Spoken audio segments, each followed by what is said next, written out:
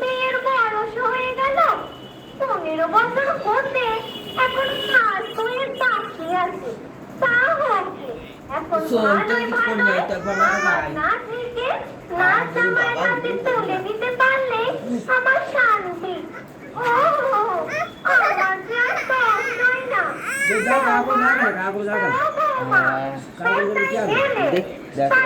এটা বেশি ভালো, ওইটা কিছু বুঝতে পারবি না, এটা ভালো আমার হয়েছে যত জ্বালা এই বাড়ি থেকে একটা টাচ করে ভিডিও হচ্ছে, হাত দিবি না, ভিডিও হচ্ছে, হাত সরা সরে বৌমা ও বৌমা একা হয়ে গেছে আসছি নয়ন নয়ন আয় না তাড়াতাড়ি আয় কাপড়টা পরে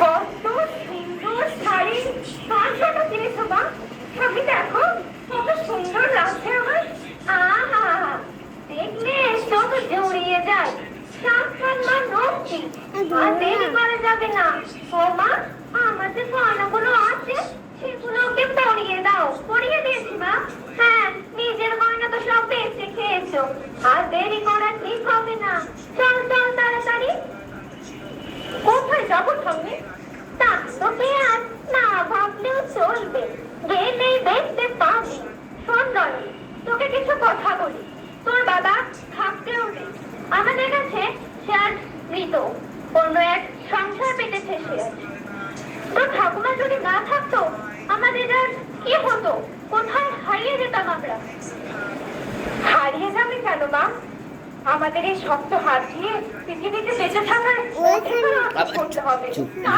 আমাদের বর্তমান সরকার কত কিছুই না প্রকল্প চালু করেছে দেখবে একদিন সামনের আশা তোমার স্বপ্ন সব পূরণ করবো মা সব পূরণ করবো দেখে নিও 15 বছর হতে এখনো মাস দুয়েক বাকি আছে লোকে বলে না বালিকা এই বয়সে তুই এত কিছু পৌঁছে গেলি না আপনি ওই আমার পিঠে ছুটি দেখ তাহলে ফোন দেবো না কিন্তু আর দেখাবো না পিঠে ছুটি পেলে পিঠে বস দিতে পেলে এই দু হাতে করে একবার দে দু হাতে করে একবার দে মা ভেবেছেন আমাদের বাড়িতে ওই বাড়িতে দেয়া হবে তোমরা কিন্তু খুব ভুল করছো মা খুব ভুল করছো আমার কোনো ইচ্ছা নেই তোমাদের খুব আরাম হচ্ছে দাও আমি উচ্চ শিক্ষা লাভ করে অনেক বড় চাকরি করতে চাই তোমাদের সব দুঃখ সব কষ্ট দূর করে দিতে চাই তুমি দাও আমি আমাকে একটা সুযোগ দাও স্বামী সব সুযোগ পাবি না আপনি স্বামীর ঘরে গিয়ে না জামাই রাত যখন পাবি দেখবি আমাদের সব কথাই তুই ভুলে গেছি খুব সুখে থাকবি না খুব সুখে থাকবি তোমরাও খুব সুখে আছো না স্বামীর ঘরে এসে তাই না মা আমাকে এমন সুখী হতে বলো না মা আমাকে এমন সুখী হতে বলো না আমাকে একবার নিজের পায়ে দাঁড়াতে দাও নিজের পায়ে দাঁড়াবি মা স্বামীর হাত ধরে এই আওয়াজগুলো কিন্তু যাচ্ছে কাল মামাকে পাঠাবো না উল্টো আওয়াজ লাগছে পুরুষ মশাই অপেক্ষা করছে আমাদের জন্য নাচ জামাইকে নিয়ে আমার নাচের জন্য তোকে নাচ জামাই নিয়েছে বসে এই মিষ্টি মুখ দেখলে প্রেমে পড়ে যাবি চল চল আর দেরি করা ঠিক হবে না চল আয় লগ্ন যে বয়ে যায় আর দেরি করা ঠিক হবে না বল কর্তা মশাই কোথায় আপনাদের বলে এরপরে মেয়েদের লগ্ন ভ্রষ্ট হবে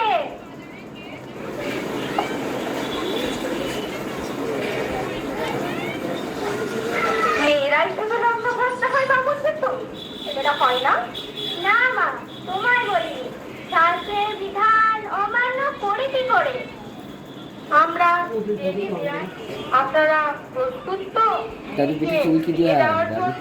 হ্যাঁ আমি সব বুঝিয়ে দিয়েছি মেয়ে তো অবাক করছিল। যা যা যা তবে দাঁড়াও পরে তোর ভিডিওটা তার হোক ঠিক হয়ে যা যাবে। তো এখন তুই দেয় এখন তো দাদুকে দিয়ে তারপর আমি দেবো এখন আগে দাদুকে দিয়ে না, ওনাকে আনা হয়নি। ওই মামু আমি একটা আবার ভিডিও করছি মামুকে পাঠাবো মানুষের বাড়ির বাইরে বেরোনো ঠিক পছন্দ করি। যাবো সব কথা, কাজের কথায় আসি। মেয়ে আমাদের খুবই পছন্দ, তাই দেনা পাওনা বিশেষ কিছু বলছি না। যা দেবেন না বিয়ের পর সেটা বাড়িতে পৌঁছে দেবেন। পাড়া প্রতিবেশীরা খবরটা জানে না তো, জানলে বিপদ হতে পারে। বুঝতেই তো পারছেন দিনকাল ভালো না। ঠিক বলেছেন, শুধু বিয়ে ভাঙানোর ধান্দা। এই 6 মাস কোনো বিয়ে দিতে পারবেন না। শুনেছি 18 বছরের নিচে মেয়েদের বিয়ে দিতে নেই। 18 বছরের নিচে মেয়েরা নাকি নাবালিকা। আমাদের সময় ওইসব নাবালিকা নাবালিকা ছিল না। এখন এদের বিয়ে দিলে পুলিশে হাত করা পরিয়ে মামার বাড়ি নিয়ে যায়। এখানে আবার সেই রকম কিছু হবে না তো? তেমনটি না হয়ে উপায় কি বলুন? আপনাদের মতো লোভী মানুষ যদি সমাজে বাস করে তাহলে আমরা না যেতে পারি? চলুন সব লাগাবে। জি বাবা, পুলিশকে কে খবর দিল? আমরা। আপনারা? আপনারা কারা? আমরা কন্যাশ্রী ক্লাবের সদস্য। তোমরা কে গা? তোমাদেরকে তো আমার নাতনির পেটে নেমন্তন্ন করিনি। আমি স্বামী, আমি ওদের ডেকেছি। তুমি তুমি কেন ওদের আসতে বলেছ? তুমি জানো না এই বন্ধু বান্ধবীরাই হচ্ছে যত নষ্টের গোড়া। এরা পরের ভালো দেখতে পারে না। ওই যে তোমার ওই বড় বাড়িতে বিয়ে হচ্ছে, তা কি আর ওদের সত্যি হয়? সেই জলে পড়ে মরছে সব। তা বাবু, তোমরা এসেছো ভালো কথা, তবে পুলিশ এনেছো কেন? আমরা এসে আপনাদের অ্যারেস্ট করছি। আপনারা জানেন না আর বাবু পড়ে গেল যে নাবালিকাদের বিয়ে দেওয়া দণ্ডনীয় অপরাধ? যারা বিয়ে দেবে এবং যে বিয়ে করবে তোমার অপরাধ। ভারতীয় দণ্ডবিধি আইনে আপনাদের অ্যারেস্ট করতে এসেছি। চলুন, আমাকে আমার কাজ করতে দিন। তুই এটা মোট চাই আমাকে পুলিশের হাতে তুলে দিয়ে কাজটা ভালো বললেন না কেন? বিশ্বাস করুন, আমি কিছুই জানি। হ্যাঁ, মা কিছুই করেন। এই সবটাই হয়েছে আমার প্ল্যান অনুসারে। তোমার প্ল্যান মানে? হ্যাঁ, কানে কানে কত কি দেখবো, নিজেই ভাঙিয়ে দেয়। এটাও কি সম্ভব? বাপের জন্মে শুনিনি। হায় হায় হায় হায় হায়। হ্যাঁ, সবটাই আমি ব্যবস্থা করি। আমি কন্যাশ্রী ক্লাবের সদস্য। আমি ওদের ফোন করেছি, ওরা পুলিশকে খবর দিয়েছে। হ্যাঁ রে দয়ন, তুই আমাকে তো বলতে পারতি যে তুই বিয়ে করতে চাস না। বলেছি মা, অনেকবার বলেছি, কিন্তু তুমি স্বামী কেউ আমার কথা শোনোনি। আর তোমরা যখন আমার কথা শুনলে না, তখন আমার কাছে এদের ক্ষমতা ছাড়া আর কোনো উপায় ছিল না। মা, আপনি আমাদেরকে এভাবে অপমান করতে পারেন না। আমরা নির্দোষ, আমাদের ছেড়ে দিন। ছেড়ে দেবো বলে তো পুলিশ ডাকিনি। শুনুন, আপনাদের মতো লোভী মানুষদের জন্যই আমরা সমাজে আজ অবহেলিত, অত্যাচারিত, বঞ্চিত। আপনাদের মতো মানুষ সমাজে আছে বলে সমাজ আজও পিছিয়ে। মেয়েদের জীবনে শিক্ষার আলো আসার আগে আপনারা তাকে অন্ধকারে মৃত্যু থেকে ঠেলে দেন। আপনি ঠিকই বলেছেন। আজ আমি আমার কথা শুনে সত্যি খুব বড় ভুল করছি। এ ভুলের কোনো ক্ষমা হয় না। তবে এখনো তো বিয়ে হয়নি। আপনাদের কাছে একটা অনুরোধ, আপনারা যদি আমাকে একটিবার সুযোগ দেন তাহলে আমি খুব কৃতজ্ঞ হব। আমার বাড়িতে বোন আছে, তাকে সুযোগ্য শিক্ষা দিয়ে নিজের পায়ে প্রতিষ্ঠা করব। হ্যাঁ, ঠিকই বলেছেন।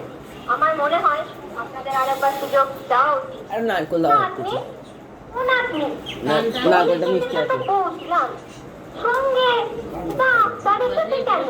কারণ শরীর টরীর খারাপ হলো না তো? এই ক্লাবে হিসাবে আমার কিছু কর্তব্য আছে। পুলিশ আমাকে এখানে খবর দিয়ে দিয়েছে।